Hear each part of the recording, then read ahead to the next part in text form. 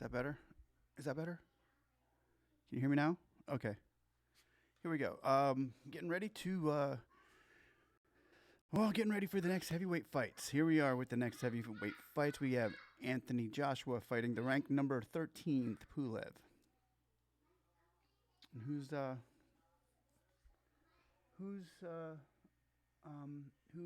Fury fighting? Wilder? Wait, what? No.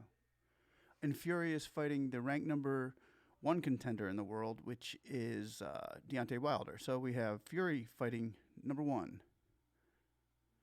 Anthony Joshua fighting the number 13. We're okay. That's how it goes, I guess. Who will be paid more money for the fights? Does the champion in there's 2 champs. There's Fury and there's Joshua. So Joshua's fighting a rank 13, and Fury is fighting a number 1 contender for that belt. So who gets paid more for this? I'm just asking what's the better fight? Champion versus the number 1 contender, or a champion versus the number 13 contender? So if I watch football, and I'm thinking the number 1 Super Bowl team is Kansas City Chiefs. So if I went out and got the 13th ranked, who would that be? Probably somewhere like Pittsburgh Steelers or something, and ranked them number 1 versus the 13, and I sold tickets to that game. I would probably pay less for that game than if I was to buy Kansas City Chiefs against a Super Bowl team, a Super Bowl game. So we're talking about a Super Bowl ticket in Fury and Wilder as compared to just a regular season ticket in Anthony Joshua. Okay, I got that. Let's see. So Joshua may not be fighting the contenders that he should be fighting until Joshua and Wilder now let them into their world that they've created.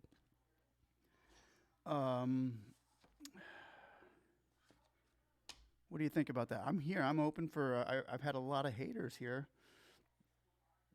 jumping on the Nate Rated G Gamer about who's fighting who, and I'm open for a live discussion on why they feel like Joshua is the better fighter than Fury or Wilder.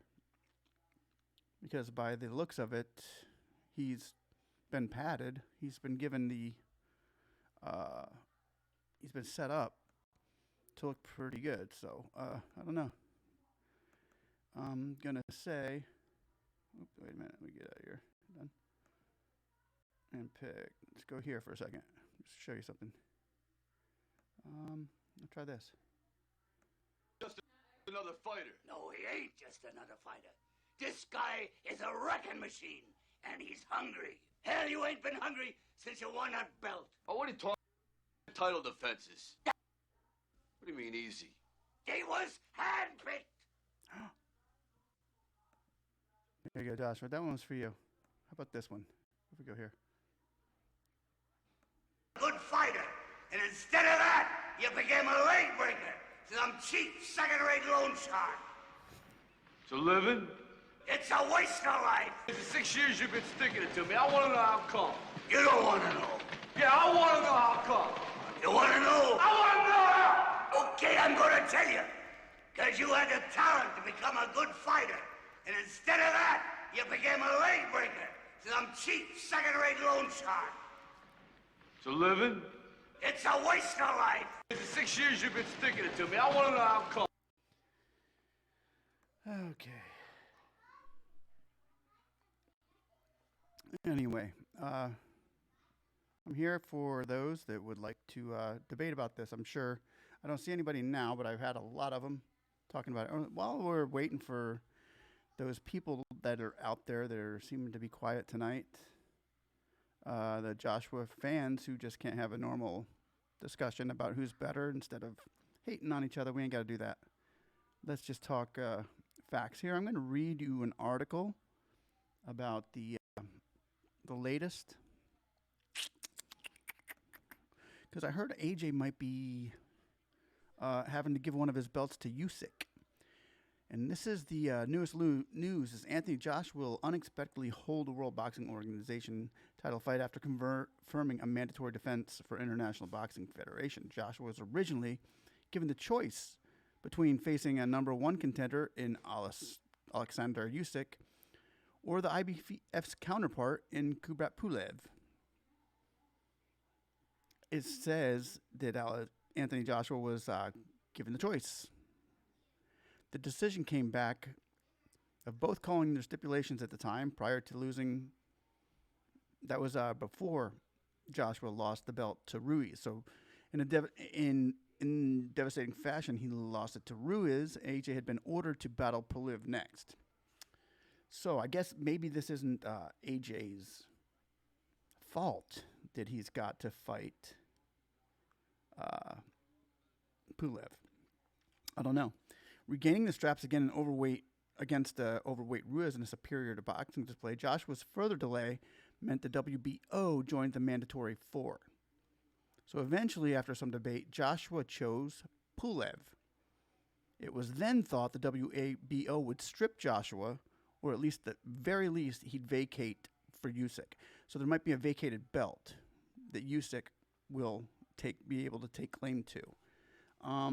So this is big news, kind of, that Joshua might be losing one of his belts to Usyk, which I'm so glad that they're going to start stripping him if he's not fighting the good players, good fighters first, like Wilder is doing and like Fury is doing.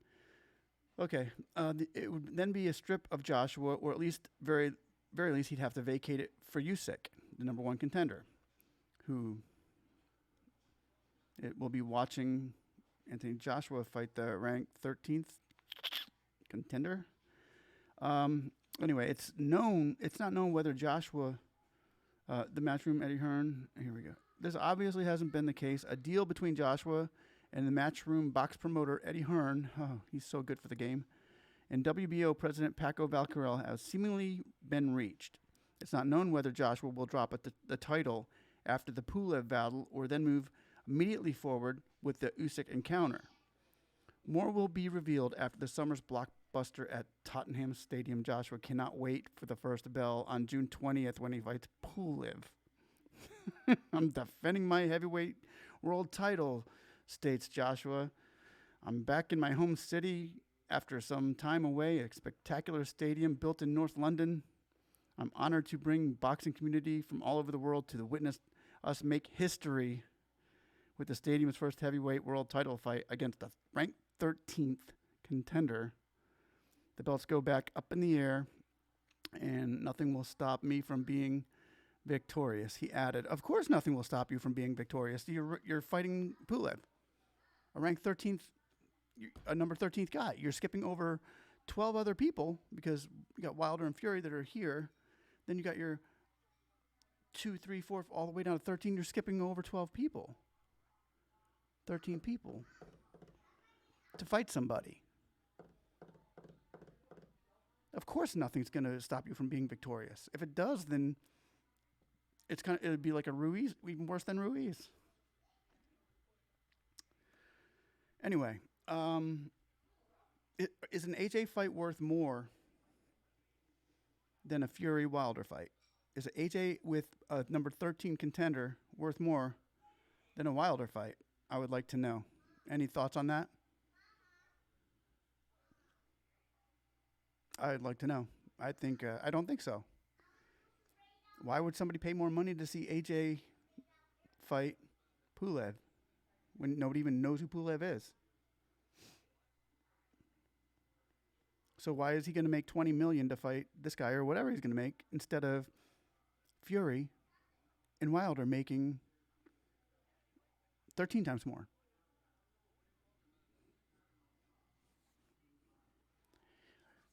Has the public been sold on buying bad product?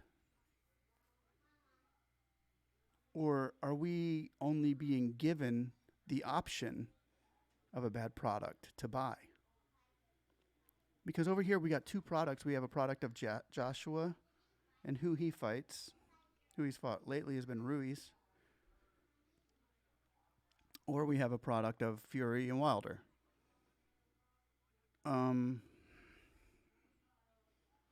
You can buy the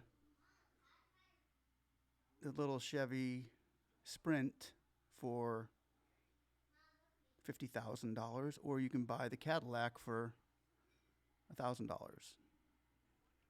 It's an easy pick in here. And I know that Hearn has got to have some kind of deal going with the devil on this, because how he's managing to sell these fights so high, I don't get it. I don't know.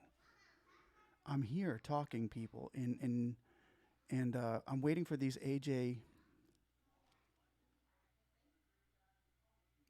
fanatics to come in and talk about this so we can have a decent discussion. And I would like to know why we're being sold so high of a ticket price for Anthony Joshua. And now nobody's even coming. Now I don't even have a viewer, because they get on and they hear it and they're like trying to go do their homework and figure it out. There we go. And I'm ending the stream because of this fact. Because while you see this live, AJ viewers,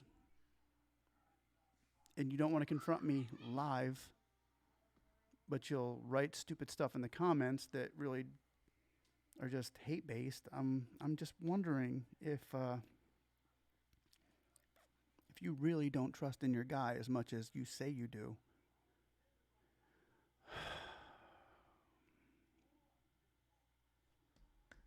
Anthony Joshua fights a ranked 13th guy, and then they're going to blame, oh, well, it has to happen.